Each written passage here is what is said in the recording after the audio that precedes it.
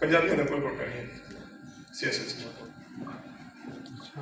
ਕਿਸੇ medical college ਪੰਜਾਬੀਆਂ ਦਾ ਕੋਈ ਕੋਟਾ ਨਹੀਂ ਹੈ, ਕਿਸੇ ਇੰਜੀਨੀਅਰਿੰਗ ਕਾਲਜ ਪੰਜਾਬੀਆਂ ਦਾ ਕੋਈ ਕੋਟਾ ਨਹੀਂ ਹੈ।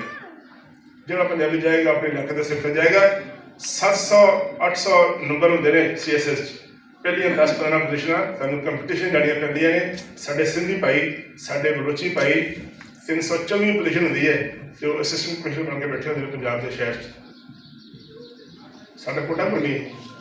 ਇਸ ਵਾਸਤੇ ਕਿ ਅਸੀਂ ਕਦੀ ਦਿਲਚਸਪੀ ਨਹੀਂ ਰਹੀ, ਇਸ ਵਾਸਤੇ ਗੌਰ ਨਹੀਂ ਕੀਤੀ। ਇਹ ਹੁਣ ਇਲੈਕਸ਼ਨ ਹੋਇਆ ਹੈ, ਤਸ ਵਾਲੀ ਗੱਲ ਨਹੀਂ ਹੈ, ਇਹ ਹਕੀਕਤ ਹੈ, ਰਿਐਲਿਟੀ है। जो अटक के पार खैबर पख्तूनख्वा 900 अरब का मफरूज है, 900 अरब रुपये का, लेकिन फिर भी उन्होंने वोट अपने खून में दिता है, अपने तसम में दिता है। सिंध सूबे की तशरीफ लै गए और पता लगेगा तो सिंध की हालत है। उत्थे सड़क बन दी है, सड़क सिर्फ तालमेल बनती है। सिंधिया ने सिंधी वोट दिता है, फिर पंजाबी ने किहनूं वोट दिता जी?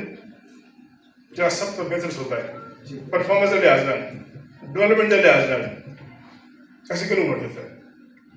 ਤੇ ਗੌਰ ਕਰਨਾ ਬਾਅਦ ਚ ਕਰ ਜਾ ਕੇ ਸਾਡੀ ਸਿਆਸਤ ਕਿਆਦਤ ਕਿਹੜੀ ਹੈ। ਤੇ ਅੱਜ ਦੀ ਗੱਲ ਮੈਂ ਖਤਮ ਕਰਾਂਗਾ ਕਿਉਂਕਿ ਵਕਤ ਥੋੜਾ ਹੈ।